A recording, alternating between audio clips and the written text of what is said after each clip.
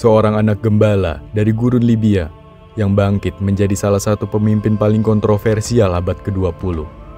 Muammar Gaddafi memerintah lebih dari 4 dekade dengan tangan besi, membangun citra sebagai revolusioner yang melawan imperialisme barat. Namun, di balik proyek-proyek besar dan retorika pembebasan, tersembunyi kisah kekuasaan absolut, perlawanan, dan kejatuhan tragis. Siapakah sebenarnya Gaddafi? Pahlawan bagi Afrika atau tirani bagi rakyatnya sendiri? Mari kita telusuri jejak langkahnya yang penuh teka-teki, dari padang pasir yang sunyi hingga sorotan di panggung dunia.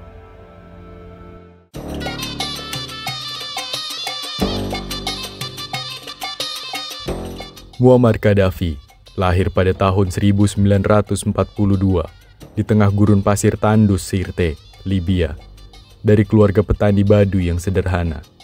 Ia tumbuh di tengah tradisi suku yang kental, hidup berpindah-pindah bersama ternak keluarga.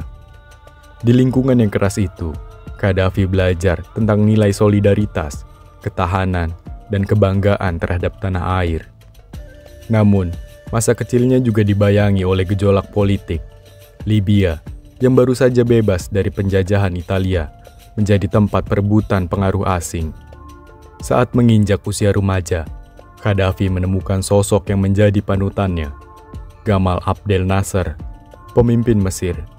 Nasser, dengan pidato-pidato berapi-apinya, menyerukan persatuan dunia Arab dan perlawanan terhadap imperialisme Barat.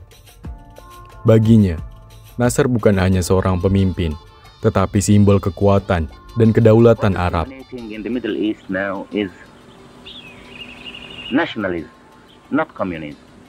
There is no spread of communism. Semangat anti-imperialisme inilah yang menyulut visi revolusioner Gaddafi. Memasuki dunia militer, Gaddafi tidak hanya belajar taktik perang, tetapi juga menyusun rencana untuk mengubah negaranya.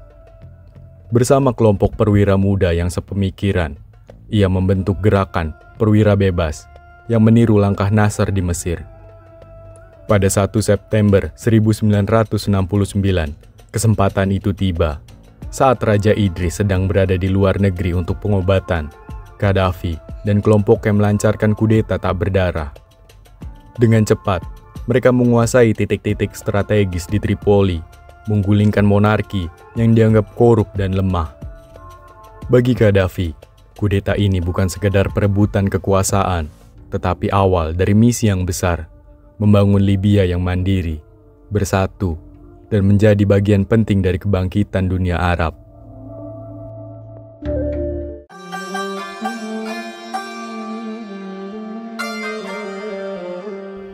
Ketika Muammar Gaddafi mengambil alih kekuasaan pada tahun 1969, ia membawa visi besar untuk Libya.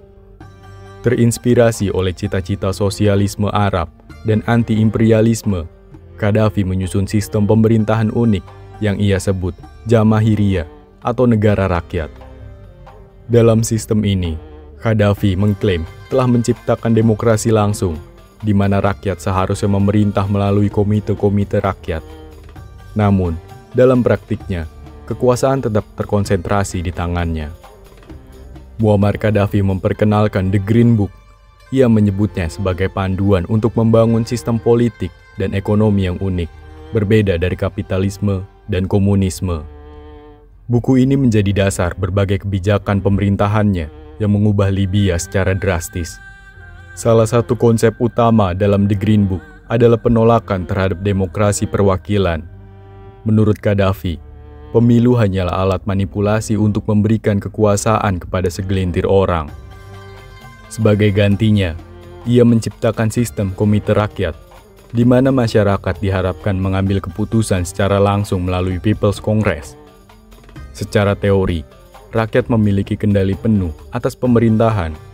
Namun, dalam praktiknya, komite ini dikontrol oleh loyalis Gaddafi, sehingga menekan oposisi dan memperkuat kekuasaannya. Di sektor ekonomi, The Green Book mendukung penghapusan upah tradisional. Gaddafi percaya bahwa pekerja harus memiliki hasil penuh dari produksi mereka.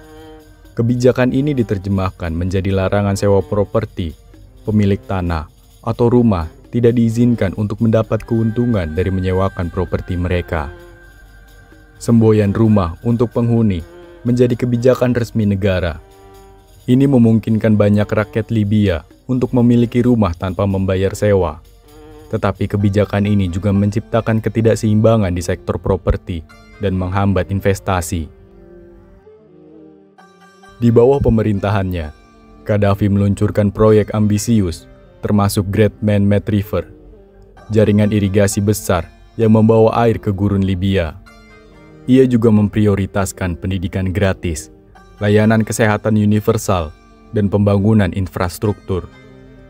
Pada awalnya, rakyat Libya menikmati peningkatan kualitas hidup dengan standar hidup yang menjadi salah satu tertinggi di Afrika. Namun, di balik kemajuan tersebut, Gaddafi memerintah dengan tangan besi. Sistem komite rakyat seringkali digunakan untuk menghukum oposisi, sementara kebebasan berekspresi ditekan. Pengkritik pemerintahannya seringkali menghilang secara misterius, dan kekayaan negara seringkali digunakan untuk ambisi politik pribadi di luar negeri, termasuk mendukung gerakan pembebasan di Afrika dan dunia. Visi Gaddafi untuk persatuan Arab dan Afrika juga bercampur dengan kebijakan luar negeri yang kontroversial. Sementara ia mendukung gerakan anti-kolonial, hubungannya dengan Barat memburuk akibat tuduhan terorisme dan dukungan untuk kelompok bersenjata.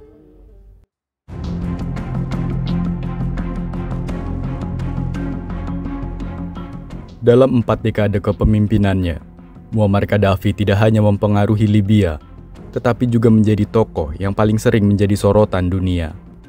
Ia mempromosikan diri sebagai pahlawan anti-imperialisme dan mendukung gerakan pembebasan di Afrika dan dunia Arab. Namun, di mata banyak negara Arab, Gaddafi adalah ancaman, seorang pemimpin yang mereka tuduh mendukung terorisme internasional. Salah satu kontroversi terbesar yang melibatkan Gaddafi adalah pemboman pesawat Pan Am 103 di Lockerbie, Skotlandia pada tahun 1988 yang menewaskan 270 orang. Insiden ini memicu kecaman internasional dengan Libya dituduh berada di balik serangan tersebut. Meski Gaddafi awalnya membantah keterlibatan, pemerintahannya akhirnya menyerahkan 2 warga Libya untuk diadili bertahun-tahun kemudian.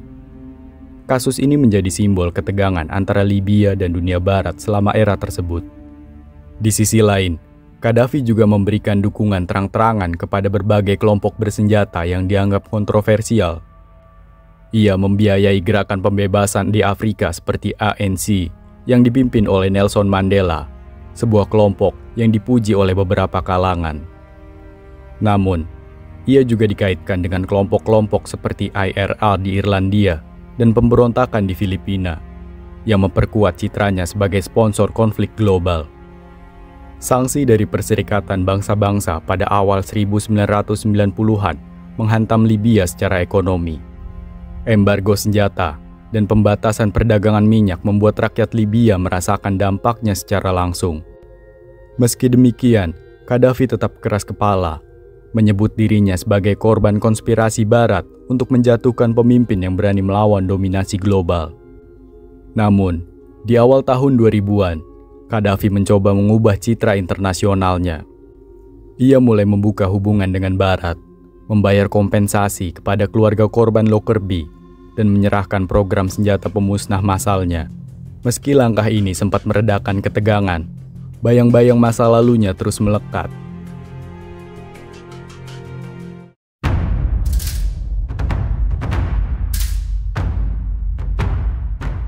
Pada tahun 2011, gelombang protes yang dikenal sebagai Arab Spring melanda Timur Tengah dan Afrika Utara, mengguncang rezim-rezim otoriter yang telah lama berkuasa.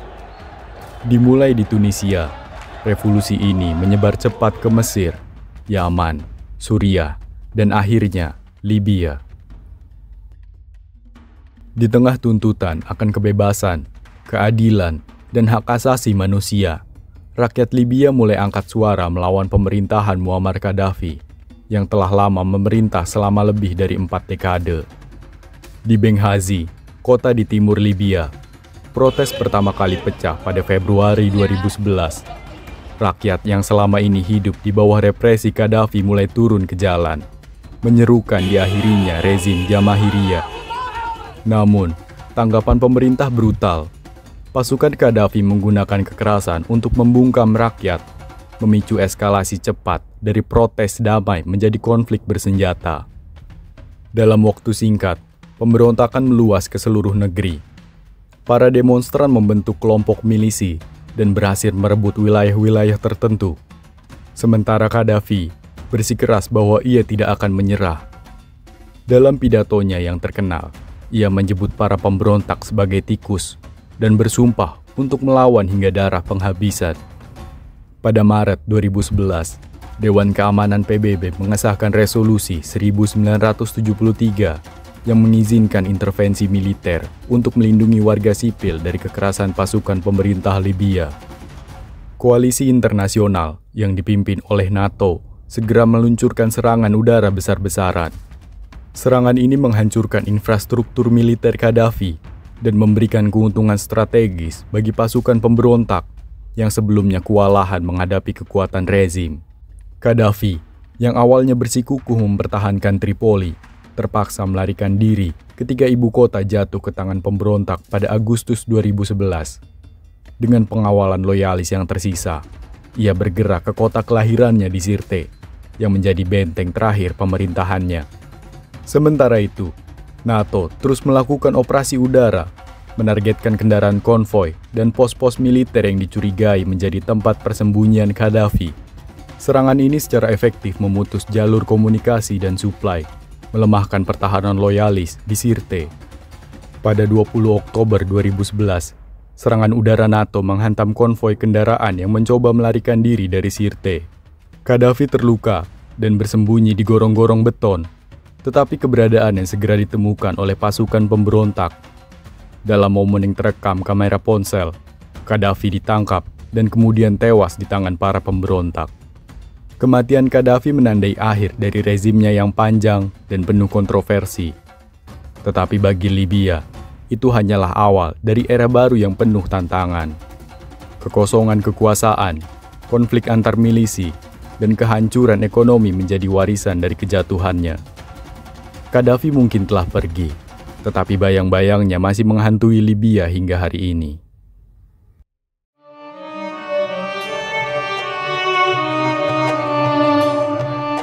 Kematian Muammar Gaddafi pada Oktober 2011 membawa harapan baru bagi rakyat Libya. Bagi banyak orang, itu adalah akhir dari era diktator yang menindas dan awal dari peluang untuk membangun negara yang lebih demokratis. Namun, lebih dari 1 dekade kemudian, mimpi itu masih terasa jauh dari kenyataan. Setelah Gaddafi, Libya memasuki masa transisi yang kacau. Dengan runtuhnya struktur pemerintahan pusat, berbagai kelompok milisi dan suku bersenjata mulai berebut kekuasaan. Negara yang dulu dipimpin dengan tangan besi, kini jatuh dalam kekosongan politik yang berbahaya. Hingga saat ini, Libya terbagi menjadi 2 pemerintahan utama, satu di Tripoli bagian barat, dan satu lagi di Tobruk di bagian timur. Masing-masing didukung oleh milisi dan kekuatan asing yang berbeda. Dalam aspek ekonomi, dampaknya terasa sangat parah. Meski Libya memiliki salah satu cadangan minyak terbesar di dunia, konflik yang berkepanjangan membuat pendapatan minyak sering disalahgunakan oleh kelompok bersenjata. Layanan publik seperti kesehatan, pendidikan, dan listrik yang dulunya menjadi kebanggaan era Gaddafi, kini hampir runtuh. Inflasi meroket, dan banyak rakyat Libya yang hidup di bawah garis kemiskinan. Keamanan pun menjadi masalah besar. Munculnya kelompok ekstremis seperti ISIS di beberapa wilayah Libya menciptakan ketakutan baru. Kekerasan dan penculikan telah menjadi hal yang biasa, membuat kehidupan sehari-hari rakyat Libya dipenuhi dengan rasa waspada. Namun, di tengah semua kekacauan ini, ada juga secerca harapan. Beberapa komunitas lokal bekerja sama untuk membangun kembali daerah mereka, sementara masyarakat sipil dan organisasi internasional terus mendorong upaya rekonsiliasi. Pemilu yang direncanakan berulang kali menjadi simbol perjuangan rakyat Libya untuk menciptakan sistem politik yang inklusif. meski pelaksanaannya sering tertunda karena konflik. Libya pasca Gaddafi adalah cerita tentang kontradiksi, kebebasan yang diperjuangkan dengan darah, tetapi dibayangi oleh ketidakstabilan yang berkepanjangan. Bagi rakyat Libya, perjalanan menuju perdamaian dan kemakmuran masih menjadi tantangan besar. Tetapi semangat untuk membangun masa depan yang lebih baik tetap hidup di hati mereka.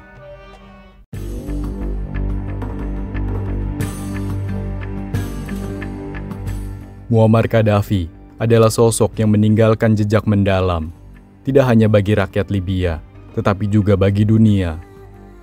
Selama lebih dari 40 tahun, ia memerintah dengan visi besar, tangan besi, dan ideologi yang unik.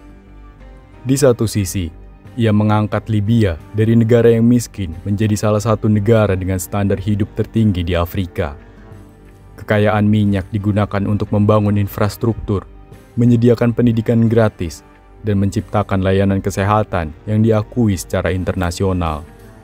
Namun, di sisi lain, kekuasaannya diwarnai dengan represi politik, kekerasan, dan kebijakan luar negeri yang kontroversial. Sistem demokrasi langsung yang ia klaim melalui Komite Rakyat berubah menjadi alat untuk melanggengkan kekuasaan pribadinya. Kebebasan berbicara dan oposisi diberangus, dan banyak rakyat hidup dalam ketakutan. Sebagian orang merindukan stabilitas dan kemakmuran ekonomi era Gaddafi, meskipun dicapai dengan harga kebebasan politik. Mereka mengenang masa ketika jalanan aman, pendidikan terjamin, dan rakyat tidak perlu khawatir tentang listrik atau air bersih. Namun, bagi banyak yang lainnya, era Gaddafi adalah simbol penindasan, sebuah masa ketika suara rakyat dibungkam dan kekayaan negara digunakan untuk ambisi pribadi. Pertanyaan ini tidak memiliki jawaban mudah. Apa yang jelas adalah bahwa warisan Gaddafi meninggalkan negara yang terpecah dan berjuang untuk menemukan kembali dirinya. Kisah Libya menjadi pengingat tentang pentingnya pemimpin, tidak hanya visioner, tetapi juga adil dan bertanggung jawab. Bagi dunia, Libya adalah pelajaran tentang bagaimana kekuatan besar dapat mengangkat sebuah bangsa, tetapi juga menghancurkannya jika tidak digunakan dengan bijak. Dan bagi rakyat Libya, perjalanan untuk membangun kembali negara mereka adalah bukti semangat yang tidak pernah padam, bahkan di tengah tantangan yang luar biasa. Demikian kisah tentang Muammar Gaddafi dan warisannya bagi Libya. Sebuah perjalanan penuh pelajaran tentang kekuasaan, perubahan, dan dampaknya pada sebuah bangsa. Jika Anda menikmati video ini atau merasakan mendapat wawasan baru, jangan lupa untuk klik like video ini sebagai dukungan Anda. Jangan lupa juga untuk subscribe channel ini agar tidak ketinggalan konten menarik lainnya. Kami akan terus menghadirkan kisah-kisah inspiratif penuh refleksi dari berbagai penjuru dunia. Terima kasih telah menonton sampai akhir. Sampai jumpa di video berikutnya. وفي شمال افريقيا ليقاوم اساطيل امريكا الامبرياليه المعاديه للشعوب بشعب الجماهيريه العربيه الليبيه الشعبيه الاشتراكيه.